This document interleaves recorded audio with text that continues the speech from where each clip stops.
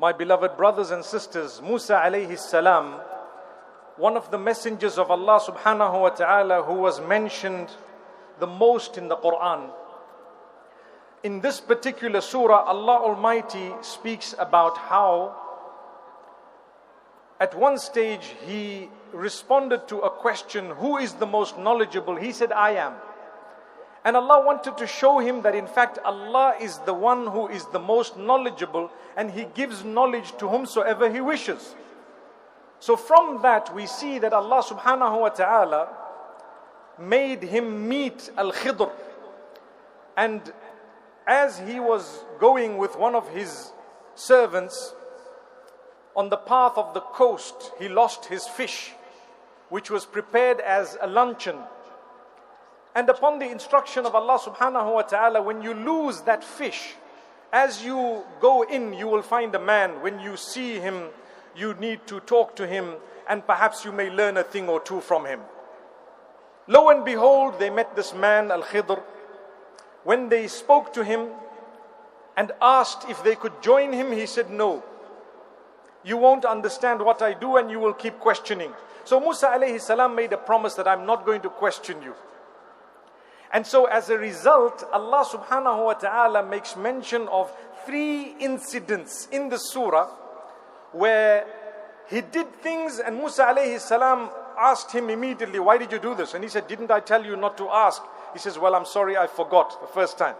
Second time he says, well, I'm sorry, I forgot. So Al-Khidr says, now if you ask me one more time, you can no longer be with me.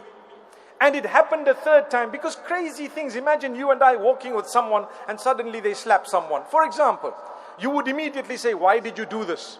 So Allah subhanahu wa ta'ala is saying that after the third time, Al-Khidr explains to Musa alayhi salam the example of all 3 things. Look, the first one, I made a hole in the boat because there was someone taking the boats that were perfect, and I wanted there to be a small damage in the boat, so perhaps no one would take their boat, they could repair it, and so on. The second one, he says, well, I killed this little boy because he was going to grow older, and if he grew older, he would grow older in the disobedience of Allah and be a source of distress for his parents. So I got rid of him by the instruction of Allah subhanahu wa ta'ala. And the third one, he says, there was a wall that we straightened because under the wall there was a treasure belonging to 2 orphans, and we didn't want the wall to fall before they grew older. When they grow older, they will get the treasure under that particular wall. From this we learn the knowledge of Allah. Allah knows that which happened in the past. Allah knows that which is happening now. Allah knows that which will happen in the future. But there is a 4th element that Allah knows. He knows that which will not happen. If it was going to happen, how it would have happened. Where do we get that from? This surah, Surah Al-Kahf. Because take a look at the boat.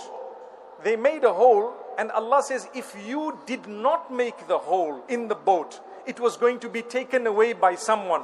Was it really taken away by anyone? No, it wasn't. Because there was a hole. Allah says, we know that you were going to make the hole, but we also know if there was no hole, what would have happened?